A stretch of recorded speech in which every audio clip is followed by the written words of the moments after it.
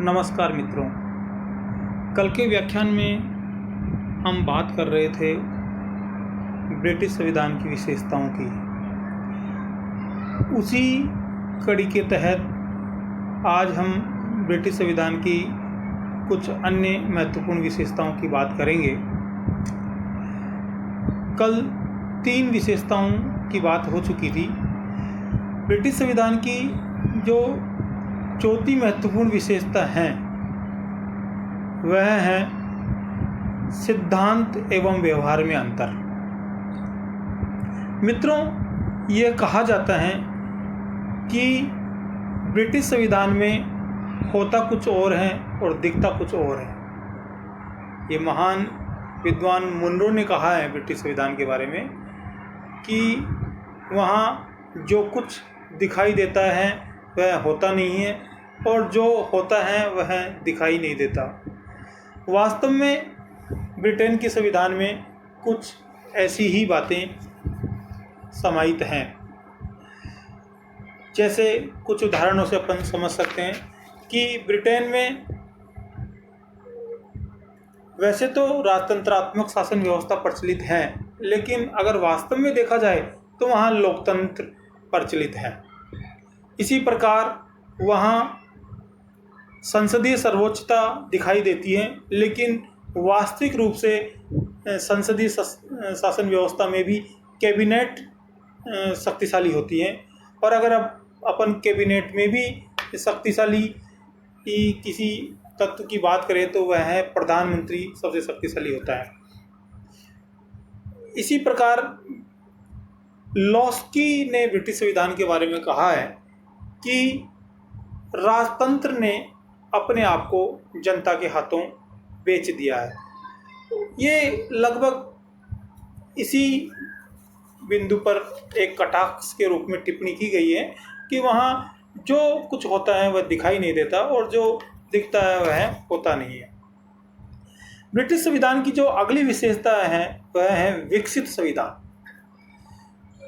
मित्रों, विकसित संविधान ब्रिटिश संविधान को इसलिए कहा जाता है कि आज भी ब्रिटिश संविधान अभिसमयों एवं परंपराओं के आधार पर संचालित है।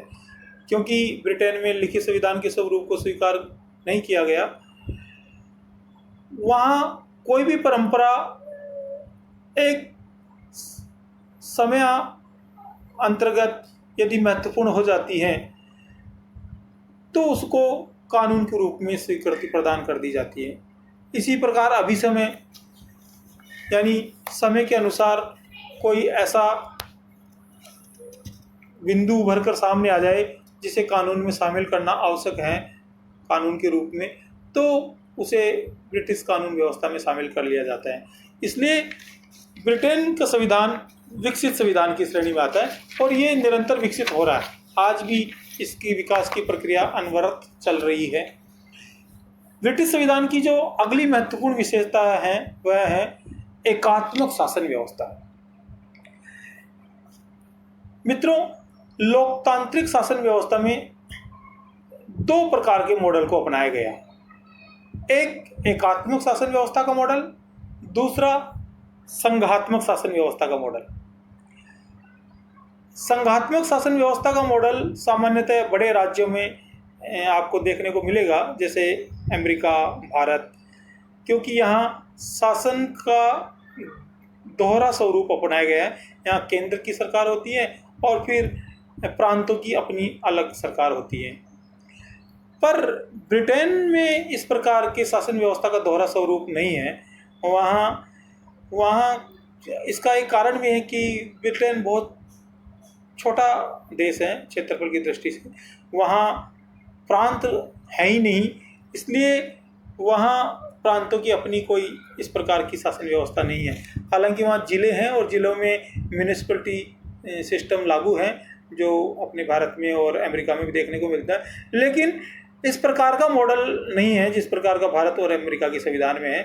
इसलिए ब्रिटेन में एकात्मक शासन व्यवस्था प्रचलित है और ये एकात्मक शासन व्यवस्था विश्व के बहुत से देशों में आपको देखने को मिल सकती है। ब्रिटिश शासन व्यवस्था की अगली जो विशेषताएं हैं वह है विधि का शासन अर्थात कानून का शासन। मित्रों, ब्रिटिश लोगों को अपने विधि के शासन पर अर्थात कानून के शासन पर बहुत गर्व है। वे कहते हैं कि हमारे यहाँ प्रधानमंत्री से लेकर चपरासी तक सभी कानून के समक्ष समान समझे जाते हैं। और आपको याद होगा कि इसी कानून के शासन की मांग के लिए श्री गोपाल कृष्ण गोखले ने कई बार ब्रिटेन की यात्रा की। उन्होंने कहा कि जब ब्रिटिश लोग विधि के शासन पर गर्व करते हैं तो फिर हमारे यहाँ विधि का शासन क्यों नहीं लागू करते, अर्थात कानून का शासन हमारे भारत में भी लागू किया जाए। लेकिन उन्होंने अपने यहाँ किसी भी रूप में कानून का शासन लागू नहीं किया। ब्रिटिश संविधान की अगली जो विशेषता है वह है नागरिकों को स्वतंत्रता एवं समानता के अधिकार। मित्रों, ब्रिटेन में लिखित संविधान नहीं है और न ही वहाँ मौलिक अधिकारों की कोई व्यवस्था है। इसके बावजूद भी ब्रिटिश लोगों को भाषण, निवास करने, भ्रमण करने, संघ एवं समुदाय बनाने एवं कहीं पर भी वास करने की स्वतंत्रता समान रूप से प्राप्त है। इसके अतिरिक्त अन्य बहुत सी स्वतंत्रताएं ब्रिटिश नागरिकों को प्राप्त हैं। तो वहाँ यह कहा जाता है कि बिना मौलिक अधिकारों के भी वहाँ के नागरिक मौलिक अधिकारों के सारे स्वरूप का उपभोग करते हैं। धर्मनिरपेक्ष राष्ट्र। ब्रिटिश शासन व्यवस्था की ये जो विशेषता है, ये ब्रिटेन को किसी एक पंथ, एक मजहब का राष्ट्र नहीं बनाकर सभी पंथों, सभी मजहबों को समान रूप से स्वतंत्रता दी गई है। वहाँ बहुत से धर्मों के लोग, बहुत से पंथों के लोग समान रूप से निवास करते हैं। मिश्रित शासन प्रणाली। ब्रिटिश शासन व्यवस्था में आपको शासन व्यवस्था का मिश्रित रूप देखने को मिलेगा। मित्रों, वहाँ जो राजा होता है वह वंशानुगत तरीके से नियुक्त किया जाता है, जबकि लोकसभा के सदस्य वंशानुगत भी होते हैं और कुछ उनमें से मनोनीत भी होते हैं, और कॉमन सभा के सदस्य निर्वाचित किए जाते हैं। अर्थात वहाँ नियुक्ति की तीनों प्रक्रिया मौजूद हैं, वंशानुगत, मनोनीत और निर्वाचन। तीनों स्वरूप ब्रिटिश शासन व्यवस्था में एक साथ देखने को मिलेंगे। ये विश्व के अन्य संविधानों में मिलना बड़ा दुर्लभ है। द्विदलीय शासन प्रणाली। यह ब्रिटिश संविधान की अपनी एक मौलिक विशेषता है कि ब्रिटेन में आज भी सत्ता में दो दलों की महत्वपूर्ण भूमिका है। उनमें से एक सत्ता पक्ष के रूप में और दूसरा विपक्ष के रूप में अपनी भूमिका निभाता है। यदि प्रारंभ की बात करें तो प्रारंभ में ब्रिटेन में दो दल महत्वपूर्ण थे, एक कंजर्वेटिव पार्टी और एक लिबरल पार्टी, अर्थात अनुदार दल और उदार दल। अभी पिछले कुछ वर्षों से उदार दल की भूमिका काफ़ी गौण हो गई और उसके स्थान पर एक नया दल उभरकर सामने आया जो लगभग उसी के एजेंडे पर काम करता है। वह है लेबर पार्टी यानी मजदूर दल। यदि वर्तमान समय में देखा जाए तो वहाँ सत्ता कंजर्वेटिव पार्टी और लेबर पार्टी में बारी बारी से हस्तांतरित होती रहती है। इसके अलावा वहाँ सीमित शक्ति विभाजन भी देखा जा सकता है।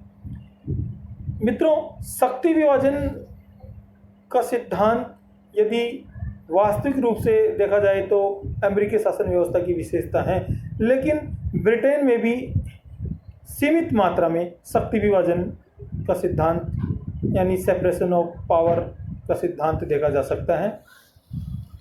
वहाँ राजा को अपनी कुछ शक्तियाँ दी गई है। इसके अलावा वहाँ मंत्रिपरिषद की अपनी कुछ मौलिक शक्तियाँ हैं और संसद की अपनी कुछ शक्तियाँ हैं। उनकी चर्चा अपन आगे के व्याख्यानों में करेंगे।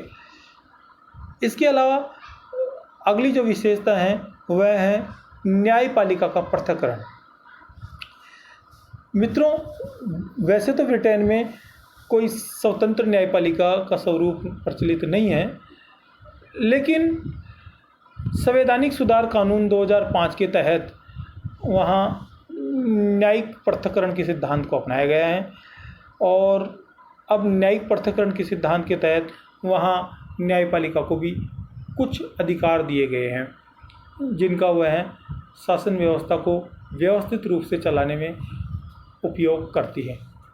धन्यवाद मित्रों, आगे की चर्चा हम अगले व्याख्यान में करेंगे।